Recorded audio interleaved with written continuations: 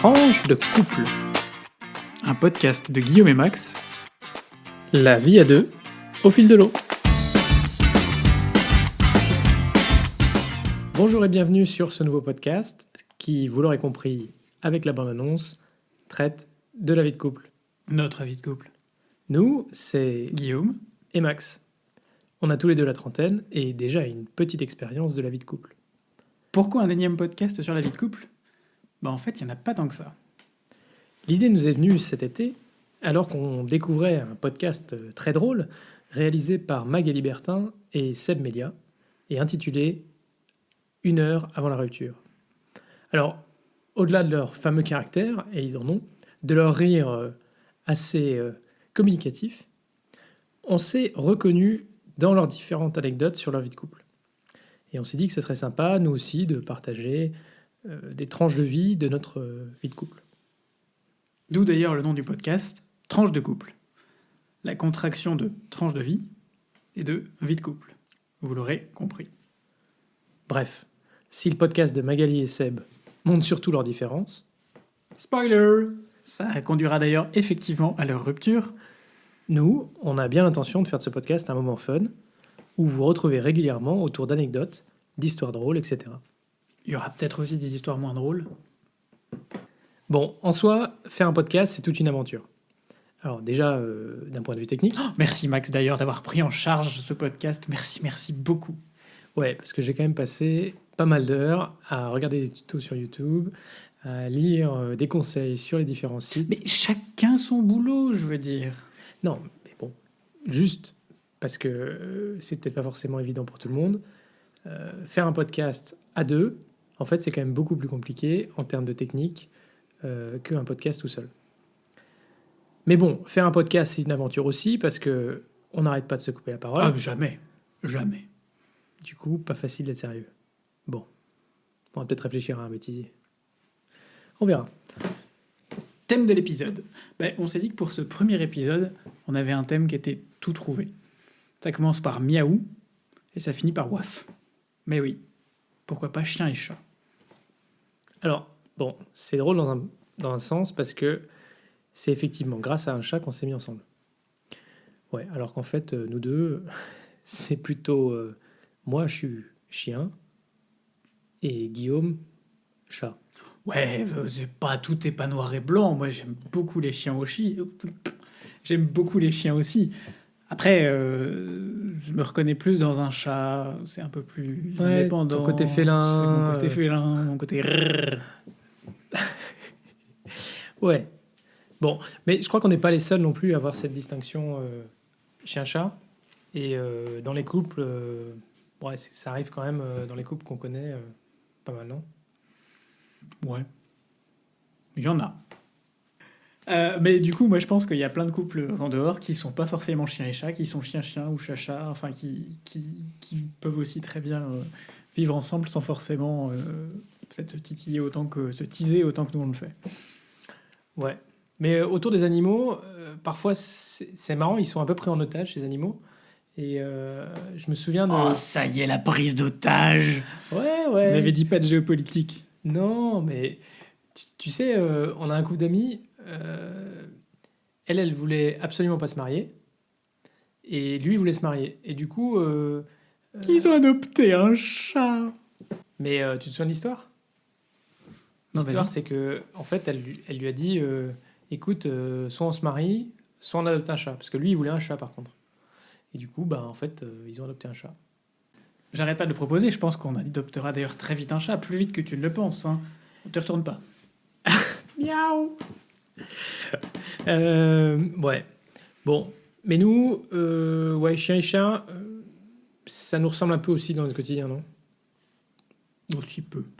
On se chamaille pas mal. On se prend un peu là. En fait, on se prend jamais vraiment trop la tête. On n'a jamais de grosses engueulades qui durent où chacun dort de son côté, où on se barre chacun. Ouais, on se met quelques petits coups de griffe, quoi. Ouais, c'est ça. Ouais. Enfin, Mais- globalement, ça participe aussi à l'équilibre de notre couple. C'est vrai. Et c'est tellement établi que finalement, même nos amis, ils sont assez habitués à ça. limite quand on s'engueule pas Mm. ou quand on se chamaille pas, on va dire plutôt. Ça arrive aussi. Mais c'est un peu flippant, je pense, pour eux. Ouais, c'est ça. Ils se disent mince, qu'est-ce qui se passe? Il y a une fatigue, il y a un truc. Ouais, Mm. ils sont au bord de la rupture. Logique, quoi. Ouais. Puis bon, bah, on est un peu différents aussi, peut-être dans d'autres aspects de notre vie. Bah, les rythmes, par exemple, à tout hasard. On a des rythmes de travail qui sont assez différents. Enfin, non, on a des rythmes de travail qui sont parfois assez denses, mais jamais en même temps. C'est-à-dire que quand moi, C'est vrai. je bosse dans la culture, je bosse beaucoup le soir, les week-ends. Max, il travaille régulièrement aussi, mais plutôt tard le soir, mais ce sera jamais en même temps. C'est-à-dire que quand moi, je vais bosser tard le soir une semaine, bah, Max, il va rentrer tous les jours à 18h. Ce qui est très, très, très tôt pour lui. Ouais, c'est quand même rare, hein, 18h. C'est bien ce que je dis. Ouais, et puis c'est vrai que maintenant on découvre dans ton nouveau boulot là, les week-ends en décalé. Mais ça me fait penser à ce je sais pas si tu vois ce mème sur Internet de Maggie Smith dans Downton Abbey, où tu vois qui est la vieille douairière du château qui pose la question But what is a weekend? Ça, c'est un peu la vie et la culture. Ouais, bon, après, je pense que certains travaillent dans le commerce, par exemple, et du coup, ils sont aussi samedi, ils travaillent aussi, et ils ont peut-être le lundi, comme toi, de Très férié. pratique le lundi. Tous les magasins sont fermés. Ouais. Mais du coup, c'est vrai qu'en rythme, enfin, pour le rythme de notre couple, c'est quand même un peu différent, quoi. C'est pas, voilà. Bon, du coup, je fais les courses, quoi. Bah, et au moins, l'avantage, faut voir, hein, c'est que j'ai mon planning quasiment jusqu'en 2021. Hein. Je peux vous dire quand est-ce que je vais travailler en soirée jusqu'en 2021. Ouais, alors que moi, c'est beaucoup plus flexible, on va dire. Mm. Ouais. Et puis. Tu peux pas dire que t'es pas prévenu en avance pour moi. Non. Même si on a vaguement entendu parler du concept de soirée à deux ou de sortie avec des potes, c'est pas forcément toujours simple avec nos rythmes décalés. Donc la vie sociale elle est un petit peu changeante, quoi. Ouais, après, je pense qu'on n'est pas non plus à plaindre. Alors au-delà du thème de l'épisode du jour, on a plusieurs rubriques qu'on aimerait aborder de manière récurrente dans notre podcast. Et la première, c'est en fait de vous parler de notre vie d'expatrié. Ouais, parce qu'on a oublié de vous dire, mais on est expatrié. Donc ça évoque peut-être pour vous, je sais pas moi, l'exotisme, Les cocotiers, les palmiers, une plage à sable blanc. le soleil, la différence. Enfin, vous emballez pas non plus. Hein. Chez nous, c'est plutôt la friterie, les spéculoos, les sorties chez Paris Daïsa. Ouais, on habite en Belgique. Bon, et c'est vrai que c'est quand même une expatriation, même si on aurait l'impression que finalement, bon, c'est comme si on habitait en France. Ouais, parce qu'on est français en fait à la base. Donc, on vous propose dans cette rubrique, De vous dire tout simplement pourquoi la Belgique n'est pas la France. voilà. Voilà. Alors peut-être pour ce premier épisode, qu'est-ce qu'on va... On peut peut-être commencer par quelques Alors, généralités. ouais, on peut faire ça, oui. Déjà se dire que, bah oui, la Belgique, c'est 1h20 de Paris. Oui, parce que Paris, c'est la France, c'est bien connu. Donc c'est vraiment juste à côté. On a l'impression que Enfin, c'est... en Thalys, hein. Oui, en Thalys. Ou en roulant très vite. Trop vite. Non, plutôt 3h40. Donc c'est 1h20 de Thalys. Ici à Bruxelles, on est dans une bulle, puisque la majorité des gens parlent français, mais on est quand même... La région de Bruxelles est une région qui est elle-même encastrée dans la région flamande, où les gens sont à majorité néerlandophones. Et la Belgique est un pays bilingue, enfin en réalité trilingue, puisqu'il y a 3 langues officielles, le français, le néerlandais et l'allemand. Ouais, c'est vrai qu'on parle souvent du français et du flamand, mais on oublie aussi que l'allemand est une langue officielle de la Belgique. Donc on parle d'un pays avec 2 grosses régions culturelles, mais en réalité, ça se voit encore plus à Bruxelles. C'est pas 2 cultures, c'est une myriade de cultures qui sont ajoutées au fil de l'eau, au fur et à mesure de l'histoire, autour d'un pays central en Europe, et pour l'Union européenne, où du coup plus de 179 nationalités cohabitent. Vous aurez noté le 179, pour ceux qui ont besoin d'un décodeur, 179. Ouais. Et une architecture quand même qui est quand même parfois proche de celle qu'on peut rencontrer dans le nord de la France. Oui, absolument. Par exemple, on ne se sent pas tellement dépaysé finalement si on va à Lille ou si on va à Bruxelles. Il y a d'assez fortes similitudes. Plein de petites maisons les unes à côté des autres, qu'on appelle ici des maisons de maître. C'est très joli. C'est très cher aussi. Ah bah tiens, c'est une bonne transition vers notre prochaine rubrique. Parce qu'effectivement, ça fait 4 ans qu'on habite à Bruxelles. Et c'est vrai que vu qu'on a tous les deux changé de boulot récemment, on se dit qu'on est là pour un petit moment. Donc on s'est mis en tête qu'on allait voilà, chercher à acheter. Et du coup, on découvre aussi un peu l'autre facette de l'immobilier. Parce que en fait, c'est vrai que c'est assez facile de louer un appartement à Bruxelles. Il y a à la limite presque plus de logements à louer que de locataires. Donc en fait, très facilement, en fait, on peut trouver un appart à On n'a louer. eu aucun mal en arrivant à trouver un appart. Mais du coup, là, on découvre aussi que le marché immobilier à Bruxelles est extrêmement dynamique. Que globalement, on se retrouve dans un système qui est un peu comme à Paris, par exemple, où en une journée de visite, globalement, il y a déjà des offres sur les biens qui sont en vente. Euh, alors, le contexte aussi est quand même, il peut aider, parce que c'est vrai que comme les taux sont encore très bas, ça... Favorise les achats de maisons. Donc en fait, nous, on cherche à acheter dans une des communes de Bruxelles. Il faut savoir que la région de Bruxelles, elle est composée de 19 communes, ce qu'on appellerait en France plus ou moins des arrondissements, et que nous, on habite dans une de ces communes autonomes de la région de Bruxelles, qui s'appelle XL, qui est coincée entre Saint-Gilles, Bruxelles-Centre, Etterbeek, et non pas Etterbeek, ou Etterbeek. Ah, ça, les prononciations, on y reviendra une fois, je pense. Très important. Charline, si tu m'entends. Et que c'est une commune, c'est vrai, qui est assez demandée et où le prix de l'immobilier est plutôt cher par rapport au reste de Bruxelles. Mais on y a une certaine qualité de vie quand même qu'on apprécie. Ça fait un peu sentiment d'habiter dans une grande ville tout en ayant une ambiance vraiment une vraie ambiance de quartier, un peu petit, pas petit village, mais Ouais, et je me disais que, en fait, arrondissement, c'est plutôt parce qu'à l'origine, c'était des villes distinctes, mais qu'aujourd'hui, on passe de l'un à l'autre sans vraiment voir de séparation physique. Et qu'il y a d'ailleurs certains éléments qui sont gérés en commun par la région Bruxelles-Capitale. un Mais jour on vous parlera du millefeuille administratif belge, mais pas aujourd'hui, ce serait trop long. malgré tout, les prix dans la capitale belge sont clairement en hausse. En 5 ans, le prix des apparts a quand même augmenté de 17%. Donc il faut quand même qu'on tarde pas trop à trouver quelque chose. Et Il a bien préparé son truc. ouais, t'as vu, j'ai fait quelques petites recherches. Donc du coup, dans cette rubrique, voilà, on vous parlera de l'actualité de notre recherche. Et on espère qu'un jour vous pourrez suivre aussi l'actualité de nos travaux. Ouais, Ça, c'est ce cool. sera encore une autre paire de manches. Alors bon, peut-être que d'ici au 31 octobre, il y a des logements qui vont se libérer à Bruxelles avec le Brexit. Peut-être qu'on pourra en profiter. Oh, ça c'est formidable ça. Justement, on allait passer à la rubrique suivante parce qu'on s'est dit, vu l'actualité en ce moment, pourquoi ne pas faire une rubrique sur le Brexit? Really? Mais C'est on vrai. s'est dit que ça marcherait d'autant plus que, si on est un peu honnête, le Royaume-Uni et l'Union Européenne, c'est un peu comme chien et chat. Oh, pas mal trouvé. Bien, ouais. Boum! Ouais, c'est vrai que c'est un peu un je t'aime moi non plus. Tu te souviens de ce mème sur Internet avec le chat qui veut sortir Ah oui! et en fait on Le lui ouvre la chat. porte et puis finalement il veut plus sortir. Ouais. Et bien en fait je trouve que c'est une bonne image du Brexit. Bon, par extrapolation c'est peut-être aussi une bonne image de la relation entre le Royaume-Uni et l'Union européenne.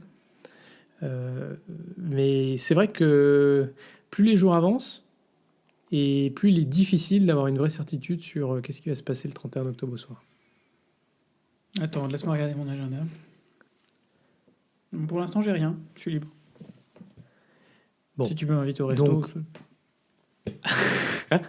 oh, la suggestion. Bon, donc voilà, on pense qu'on a quand même des rebondissements sur lesquels on pourra réagir et qu'il reste encore quelques semaines pour pouvoir faire le point. Et puis, l'actualité récente, c'est quoi, Guillaume? Bah, ça tombe bien parce que hier, donc 16 septembre, Boris Johnson était au Luxembourg. Il a notamment rencontré Ah ouais. le Premier ministre Xavier Bettel. Mais il trouvait que l'ambiance de la conférence de presse à l'extérieur était un peu trop bruyante pour lui, et donc il a juste décidé de zapper. Ben ouais, il y avait quelques personnes qui devaient probablement pas tout à fait aller dans son sens, donc il s'est dit, après tout, ça sert pas à grand-chose de faire une conférence de presse. Ouais, C'est d'ailleurs, pas- la séquence était quand même assez bizarre, parce que quand même, finalement, Vettel, il a fait sa conférence de presse avec le podium vide à côté, et il lui en a quand même mis plein les dents. Mais bon, Diplomatiquement, on dirait peut-être ça autrement, mais bah, après, moi, j'ai trouvé ça plutôt pas mal, que pour la première fois, il y a quand même un dirigeant d'un pays de l'Union européenne qui dise tout haut ce que tout le monde pense tout bas. bon, c'est pas le premier. Macron l'a fait aussi, mais c'est vrai que du coup, il se sent un peu moins seul. Ouais, Macron l'a fait de manière un peu plus Politique. diplomatique au niveau, Hmm. enfin, de manière publique. Après, c'est vrai que Macron a été celui qui avait la position la plus ferme quand il s'est agi de donner une nouvelle extension au Royaume-Uni fin mars. On sait qu'un certain nombre de pays européens étaient favorables à pouvoir donner peut-être une extension d'une année ou tout. Et Macron avait vraiment dit il ne faut pas que ça impacte la nouvelle commission, d'où la deadline du 29 octobre. 31. Mais du 31 octobre, ouais, tu as raison. Mais du coup, se posera quand même un peu la question de savoir, voilà, qu'est-ce qui va se passer, quoi. Merci Bernard Guetta. Ouais, voilà, c'était la rubrique Bernard Guetta. Mais bon, en tout cas, c'est une petite rubrique un peu fun.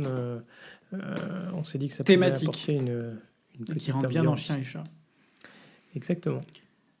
Et puisqu'on parle de Chien et Chat, bon, c'est dommage parce que ma transition était toute trouvée si on avait fait ce podcast il y a un an avant. On a visité une très belle exposition il y a un an avec des photographies de chats dans probablement le plus beau musée de la photographie de Belgique, qui est situé à Gosselies, à côté de Charleroi. Voilà, donc pour introduire, ça me permet d'introduire un peu une rubrique qu'on va appeler rubrique culture / sortie. Ce sera plutôt une rubrique coup de cœur en fait. Pas un cours d'histoire ou d'histoire de l'art parce que je suis pas spécialement qualifié pour ça. On a des potes qui le feraient probablement, voire certainement beaucoup mieux que moi. Mais plutôt quelque chose qui m'a ou qui nous a touché récemment. Cinéma, musique, théâtre, musée. On pourrait même faire quelques entorses. De temps en temps, peut-être qu'on parlera sport, qui sait. Oula, Ouais, on n'est pas ni l'un ni l'autre des sportifs invétérés. Mais on parlera peut-être aussi restaurant, gastronomie, parce qu'on a pas mal de défauts, à commencer par la curiosité et la gourmandise. ah, c'est pas mal ça. Ouais, ça me plaît comme rubrique. Du coup, actualité. Et donc dans cette rubrique aujourd'hui, je ne vais pas vous parler de musique, de musée, de cinéma ou de théâtre. Non, je vais vous parler de littérature. Et je vais vous parler d'un livre que j'ai lu, pas par hasard, que j'ai lu après être allé en fait au Festival d'Avignon cet été au mois de juillet et d'avoir vu une pièce qui s'appelle Crocodile. C'est une pièce qui est basée sur le livre d'un Italien qui s'appelle Fabio Gueda, qui s'appelle Dans la mer et des crocodiles et qui raconte en fait le parcours d'Enayat, un jeune réfugié afghan qui a 10 ans en fait, est parti d'Afghanistan et est arrivé à la fin de son périple en Italie. Donc ce livre, ça retrace un peu tout son périple, qui a duré 5 ans, pendant lequel il est passé en Iran, en Turquie, en Grèce, à un moment donné où, comme il se décrit lui-même, il n'était pas plus haut qu'une chèvre. Donc je vous recommande évidemment la lecture du livre. Et puis, si jamais vous avez la chance d'être dans une ville où la pièce est jouée, donc les prochaines villes, c'est Fos-sur-Mer, Théâtre Bretigny à Bretigny-sur-Orge, le Safran à Amiens, l'Éclat à Pont-Audemer, le Rayon Vert à Saint-Valery-en-Caux, le Centre dramatique national de Montreuil, et puis il y a encore pas mal de dates aussi après à Auxerre, à Clamart, à Gorges-les-Gonesse, à Dijon. Bref, vous trouverez tout ça sur le site internet de la compagnie Barbès 35. Super. Et peut-être tu peux donner la référence du livre une nouvelle fois. Fabio Gueda, Dans la mer, il y a des crocodiles. C'est aux éditions Liana Lévy. Nickel. Merci de nous avoir partagé cette actualité et ce bouquin. Et j'attends avec impatience comme j'espère nos auditeurs, la prochaine rubrique dans le prochain podcast. En parlant de prochaine rubrique, on aimerait aussi dans ce podcast vous partager nos coups de cœur geek, parce que Guillaume et moi, on partage une certaine passion de l'informatique, d'Internet, de l'Internet des objets. On a des passions un etc. peu différentes en mode geek, mais on partage ça, effectivement. Donc, on est des fans des produits Apple, globalement quand même. Et Cliché. l'actualité récente d'Apple, c'est la dernière keynote, où les nouveaux produits, les nouveaux iPhone, iPad, Apple Watch ont été présentés, mais aussi des nouveaux services. Apple Arcade, c'est une plateforme de streaming de jeux vidéo qui devrait concurrencer des plateformes comme Steam, qui sont déjà des plateformes en ligne. Je sais pas, Guillaume, t'en penses quoi? Je connais assez peu, finalement, ces plateformes de jeux en ligne. D'après ce que j'ai lu sur cette nouvelle plateforme d'Apple Arcade, ça va être, dans un premier temps, surtout des jeux nouveaux. Donc, on ne retrouvera pas des choses plus anciennes, peut-être auxquelles les joueurs sont plus attachés. Il faudra être un peu, j'imagine, curieux pour aller voir ce qu'il y a dessus. Ouais, je crois qu'effectivement, c'est aussi des jeux qui sont un peu conçus pour vraiment tirer parti des iPhones ou des iPads. L'objectif étant d'utiliser de mettre en avant le bénéfice que ça peut apporter d'utiliser ces produits-là avec ces jeux. Bon, en tout cas, ça ne permettra pas une conversion des jeux qui tournent sous Windows, malheureusement, comme on aurait pu l'espérer. C'est un éternel problème. Voilà, alors un autre service qui a été présenté, c'est Apple TV+. Donc là, c'est clairement un nouveau concurrent de Netflix. Après Canal+, Disney+, on a Apple TV+. Ça va, tout va bien. Bon, avec néanmoins quand même un prix nettement inférieur, hein, puisqu'on parle de 4,99 € par mois. On refait le bilan au bout de 3 ans. Et alors, ils ont fait une petite stratégie intéressante, qu'on expliquera, mais si tu achètes aujourd'hui un nouvel iPhone, un iPad, un iPod ou un Mac, tu as une année d'abonnement offerte. Alors en fait, c'est intéressant parce que ça veut dire que dès la première année, Apple TV+ aura un nombre d'utilisateurs qui sera relativement élevé en fait. La question, c'est combien accepteront de payer au bout de 12 mois. Exactement. Bon, alors c'est sûr qu'au début, ils ont, je crois, visiblement acheté un fonds de catalogue. Donc il faudra voir un peu ce qu'il y a dedans. Mais quand même, ils mettent le paquet en termes de contenu parce que ils vont quand même investir 6 milliards de dollars dans le service. Donc logiquement, on devrait quand même avoir pas mal de créations. Rappelle-moi, c'est quoi notre budget appartement déjà? Ah, pardon. Tu fais des liens. Ouais. Donc, en fait, par rapport à Netflix ou Canal+, ou Disney+, finalement, on peut voir que leur objectif, c'est d'apporter des services sur leurs équipements. Donc, c'est une stratégie qui peut être intéressante pour, en fait, apporter des arguments supplémentaires à l'acquisition d'un produit Apple plutôt qu'un produit qui est proposé par d'autres concurrents. Donc voilà. Et puis à noter que tu sais qu'il y a la directive européenne sur les médias audiovisuels. Donc globalement, à partir de 2020, ils devront proposer 30% de création européenne. Et côté français, je crois que c'est 17% de création purement française. Donc il faudra voir un peu le niveau de création qui sortiront. Est-ce qu'ils s'associent avec des acteurs français, est-ce qu'ils font des coproductions, je sais pas, avec Canal+, ou comme on a pu le voir. Peut-être il y a des choses entre Netflix et Canal+. Après, je mets juste une petite... c'est très subjectif, hein, mais je me permets de rappeler que c'est pas parce qu'on a 30% de création européenne que c'est 30% de bonne création européenne. À tout hasard, je sais que c'est un peu cliché, mais je rappellerai le Marseille de Netflix qui a quand même fait un bid monstrueux, qui était la première, je crois, création française. Ouais, mais ils ont choisi de Netflix. Gérard Depardieu aussi, ça aide pas. Gérard Depardieu a eu et a des très beaux rôles. Simplement, c'était pas manifestement son jour de gloire, c'est certain. Ouais. Et bien sûr, bon, comme tu l'as rappelé aussi, il y a Disney qui proposera son service à partir du 12 novembre. We are the world. Voilà, alors là, je pense qu'on en reparlera, mais Guillaume va nous faire... Non, moi je suis avec Disney, je suis dans une stratégie physique. Disney et moi, c'est physique. Voilà, donc Des c'est pour ça DVD, qu'il des Blu-ray, c'est pour ça qu'il nous faut un grand appartement. Mais là, il y a une petite polémique quand même ou une incertitude sur le prix de l'abonnement. Puisque si Disney affiche son abonnement à 6,99 $ aux États-Unis, il y aura des rumeurs qui laisseraient entendre que ce prix serait quand même plus élevé en Europe. En même temps, il y en a d'autres, je ne citerai pas de nom, mais qui font pareil pour vendre leurs produits et ça marche très bien. Ouais, c'est vrai. Et puis, Ça commence par un, ça finit par un E. quoi, tu fais référence au prix des iPhones à 699 $ qui en fait seront à 7 7 € euros en Europe. Ouais, mais bon, en fait 699 $ c'est sans la TVA en fait. Donc ensuite il faut la rajouter. Ouais, c'est toujours le trick. Hein. Bon, et puis dans cette rubrique, je voulais aussi parler d'une autre nouveauté d'Apple qui va bientôt débarquer, c'est iOS 13.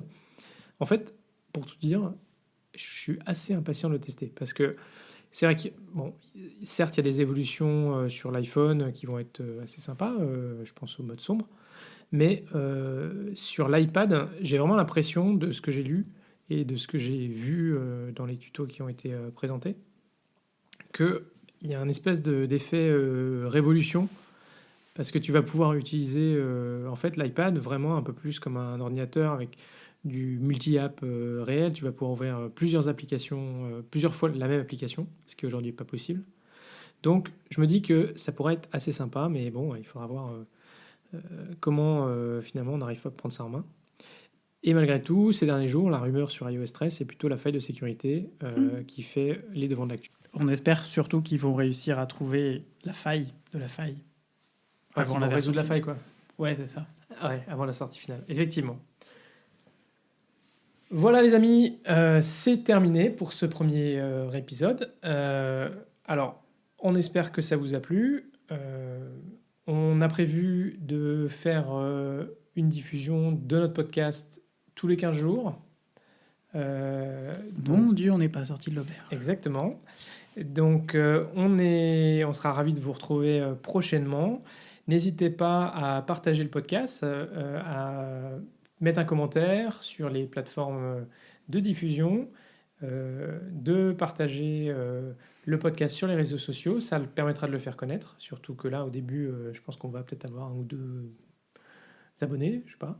N'hésitez pas aussi à nous faire vos remarques, réflexions, suggestions, des idées pour l'une ou l'autre rubrique.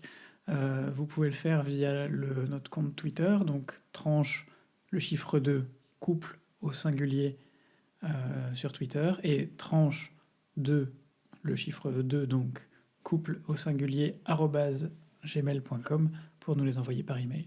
Exactement. Et puis si vous avez des questions, on sera aussi ravis de rajouter la réponse à vos questions dans nos prochains podcasts. Vous inquiétez pas, malgré tout, on a choisi un thème un peu ardu pour commencer, chien et chat, mais on est quand même ensemble depuis 9 ans, 3 mois et 29 jours. Et on ne manque pas de projets. Qui ont du chien. Allez, à bientôt, prenez soin de vous et à la prochaine.